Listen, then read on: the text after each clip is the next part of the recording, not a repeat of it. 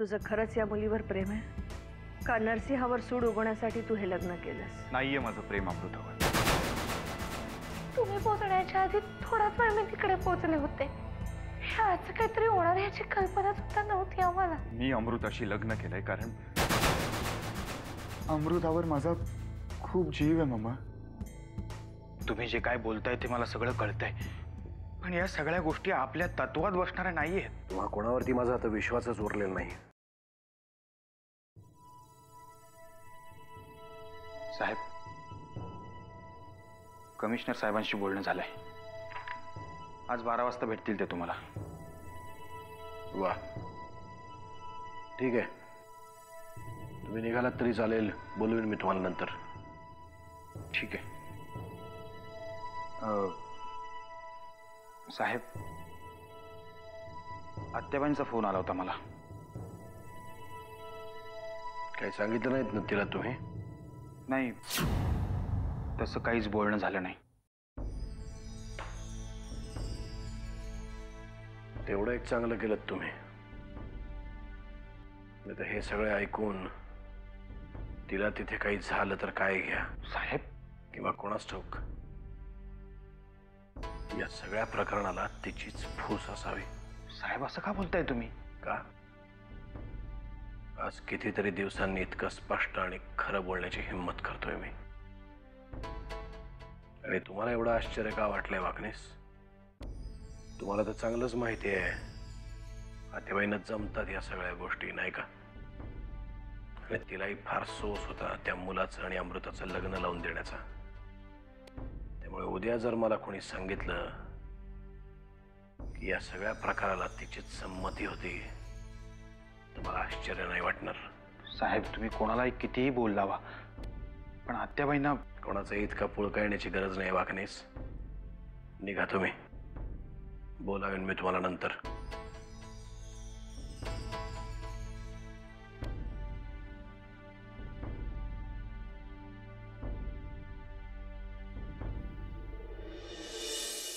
चला, मी तयार आहे. तू म्हणालीस की लगेच निघूया.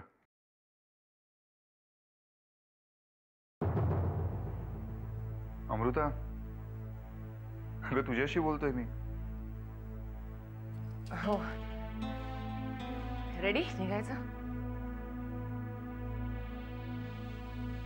तेच म्हणालो मी. मी तयार आहे. निघायचं का? तू आपली तुझ्याच तंद्रीत.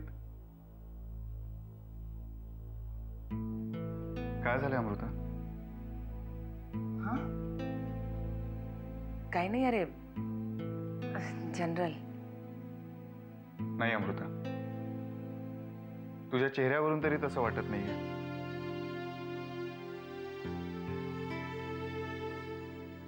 काय झालंय?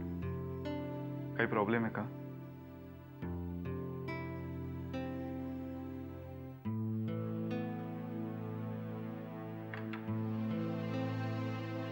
आर्यन, मला घरी जायचंय.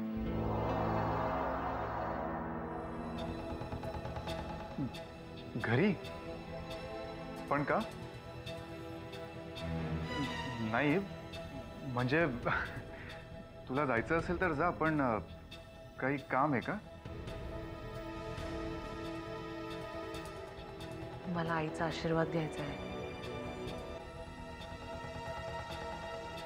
माझ्याकडे एकही फोटो नाही आहे रे आईचा. बाबांसाठी जरी मी मेले असते ना, प्लीज चल आपण एक काम करू. आपण जानकीशी बोलून घेऊया.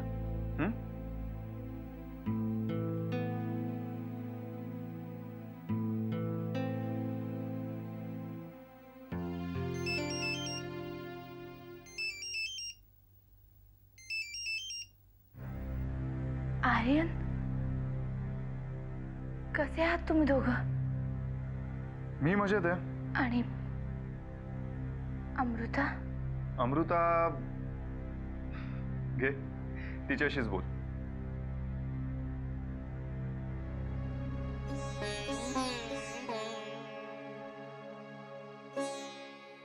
हॅलो जानकी. अमृता, कशी आहेस ग तू? मी ठीक आहे. घरी कसे आहेत ग सगळे? तू, वामन काका, गण्या. ठीक होता मी. वामन दादा तुझ्या इकडून आल्यानंतर मला बोलले तिकडे सगळं ठीक आहे म्हणून. तर म्हणजे तिकडे तरी काही अडचण नाहीये. जानकी, हं? एक काम होतं ग तुझ्याकडे. का? बोल ना. मला म्हणजे आम्हा दोघांना घरी यायचं होतं. घरी? हो अगं, आईचा आशीर्वाद घेण्यासाठी. माझ्याकडे एकही फोटो नाहीये तिचा.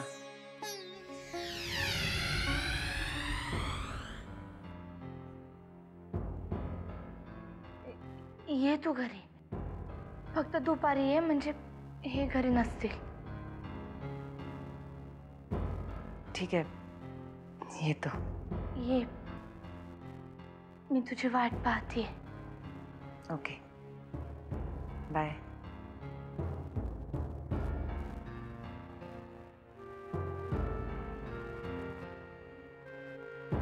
दुपारी या म्हणाली. ग्रेट. मग आता तरी खुश आहेस ना? बरं, मला आता पटकन एक गरमागरम चहा मिळेल प्लीज. आणते.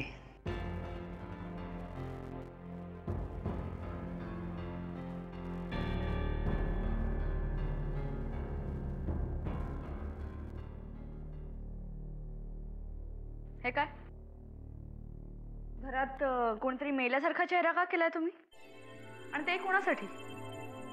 अमृतासाठी. तिची थेरं तीच होती. अहिल्या, एक ना एक दिवस ती त्या मुलाचा हात धरून पळून जाणार हे गृहीतच होतं की नाही? मग एवढं सुतक पाळण्यासारखं काय?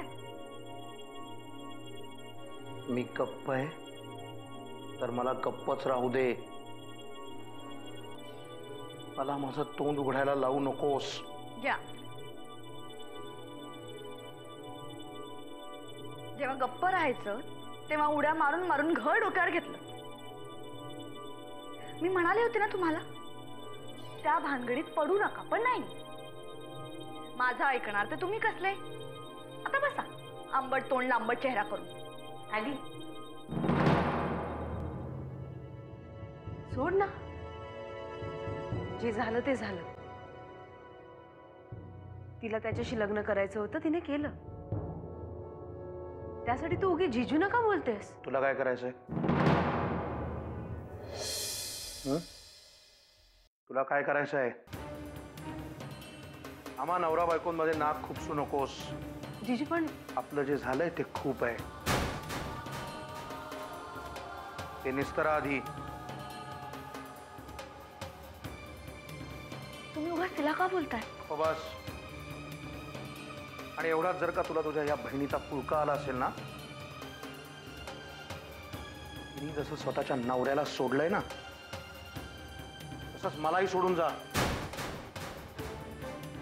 आणि मग राहा दोघी जणी एकत्र.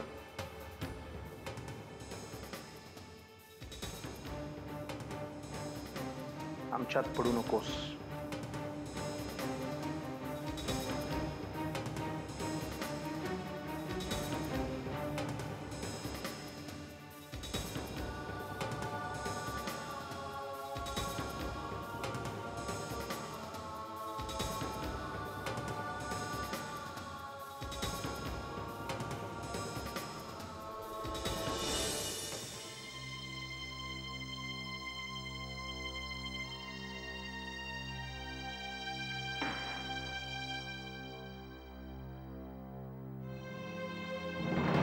अरे, ही दोघ जण आता इथे? अरे, किती वेळा नमस्कार कराल? अमृता, अरे वा.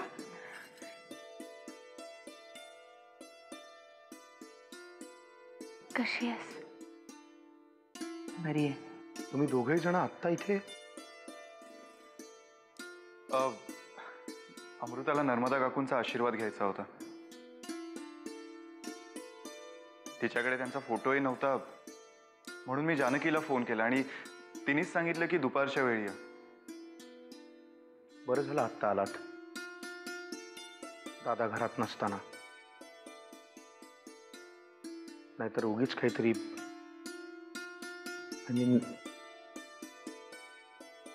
एनिवे, आहात ना आता थोडा वेळ? तू चाललायस का कुठे? हां, असंच जरा आलोच मी. थांबा. आलो. जानकी मी आहे.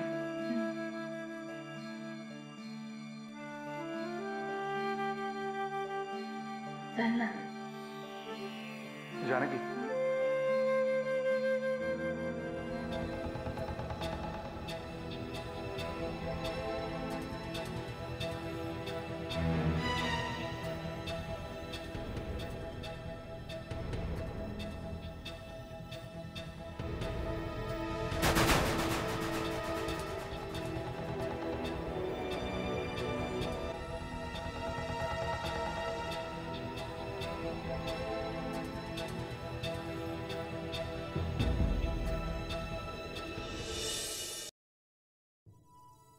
वाकनेस, आपण घरीच जाऊया. साहेब पुरंदरे साहेबांबरोबर मीटिंग घे, त्याचं काय? पुरंदरे साहेबाला घरीच बोलवा. विषय जरा खाजगी आहे, घरीच बोलून घेऊ आपण. ठीक आहे.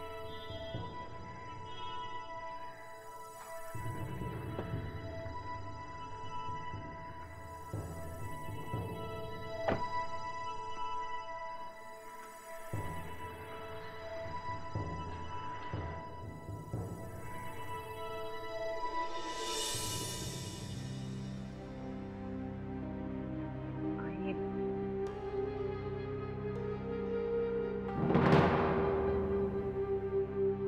बाबांनी तर आमच्याकडे पाठच फिरवली. पण तू तरी असं नको करूस.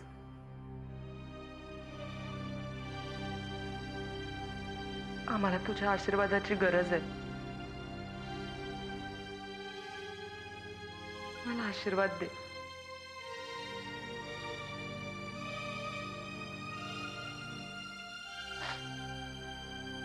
अमृताताई, गण्या, कसा आहेस रे तू? मी बरं आहे, पण तू असं का केलंस? न सांगता न बोलता लग्न पण करून टाकलंस ना? मला तुझ्या लग्नात किती धमाल करायची होती माहितीये तुला? तू असं का केलं? गण्या, अरे आज ना उद्या लग्न करून जाणारच होते ना मी. ते सगळ्याच मुली जातात. आता जानकी ताईंनी पण केलं ना लग्न. पण असं न सांगता. कन्या, गप्पा बस. बघितलं अमृताताई, आता तू नाही येत हिची दादागिरी पण चालू झाली परत. अमृता, आणखी एक गोष्ट.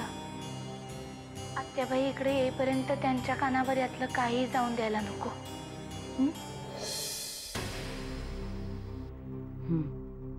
मला वाटलं होतं याच्या लग्नात मला याचा कान तरी पिळायला मिळेल, पण तसं काहीच झालेलं नाही. गण्या, तुला माझा कानच पिळायचा आहे ना? मग आम्ही एक काम करू, आम्ही पुन्हा एकदा लग्न करतो ना, तेव्हा पिळ हवं तर. नको रे बाबा, तुम्ही एकदा लग्न केलं तर एवढा मोठा घोळ झालाय, दुसऱ्यांदा केलं तर काय होईल? कन्या, बरं चला काहीतरी खाऊन घ्या. चला. ए थांब ताई, अमृताताई तू चल ना माझ्याबरोबर, मला तुला काहीतरी दाखवायचंय. चल ना. अगं एक गंमत आहे, चल ना.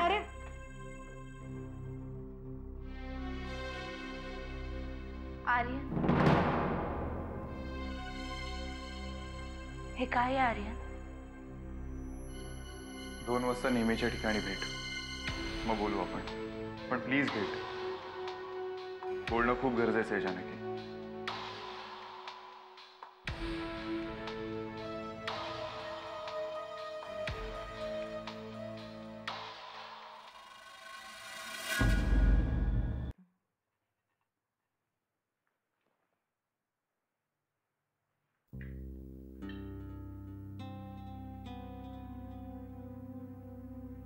युगंधरे, हे काय एकदम म्हणजे पुस्तकातनं डोकं बाहेर काढून एकदम हे काय चढवलं सांगावर. बस झाली. खूप वाचली पुस्तकं आणि खूप झिजवलं डोकं. आता फक्त छान छान स्वयंपाक करायचा आणि छान छान स्वयंपाक सगळ्यांना खायला घालायचा, एवढंच. लय कुशीत आहे जणू. असणारच ना. अरे माझ्या मुलाचं लग्न झालंय, घरात नवीन सून आली आहे, या घराला घर पण आलंय. बोल, तुझ्यासाठी काय बनवू खायला? माझ्यासाठी होय. त्या आर्यन बाबाच्या लग्नावरून तू जे काय माझं डोकं खाल्लंस ते दे परत. ना पण त्या डोकं खाण्याचा फायदा झाला ना, या घराला नवीन चैतन्य आलंय. चांगलंय चांगलंय. तुला खुश बघून लय बरं वाटतंय बघ. खरं सांगू, मला असं वाटत होतं की सूड घेण्यासाठी आर्यनने हे लग्न केलंय. पण मी काल त्याच्याशी बोलले आणि त्याचं बोलणं ऐकल्यानंतर खरंच जण माझं आयुष्यच बदलून गेलं रे. त्याचं खरोखरच अमृतावर जीवापाड प्रेम आहे. बस हे प्रेम असंच राव आणि या घरात लवकरात लवकर नातवंड खेळो.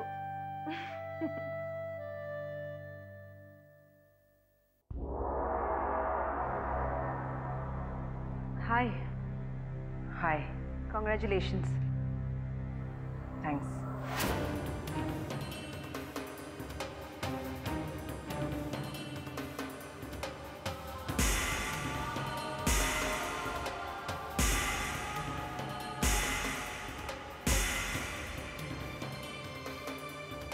अहो, हे नर्मदाताईंचा आशीर्वाद घ्यायला आले होते.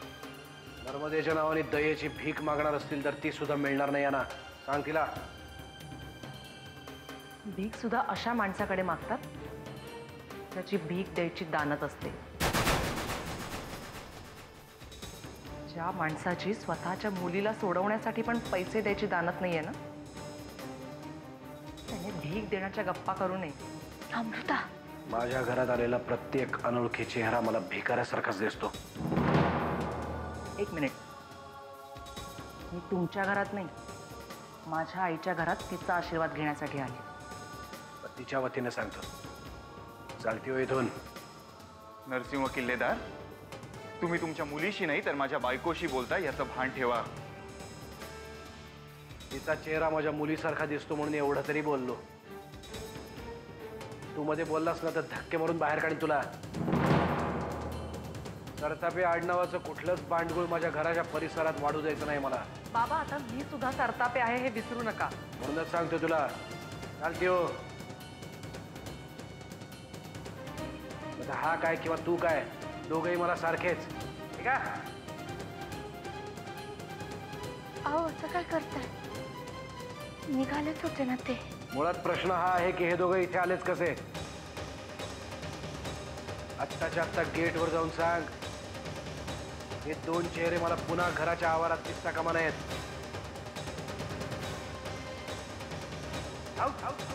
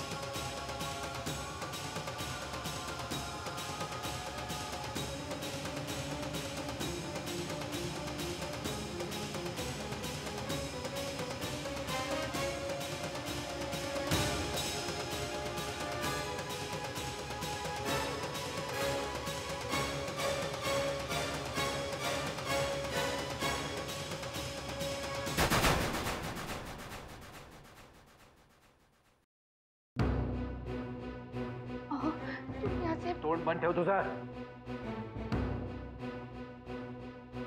जानकी, हे सगळं अति होत चाललंय. पाणी जर माझ्या डोक्यावरून गेलं ना तर कोणाचं काही खरं नाही, एवढं लक्षात ठेव.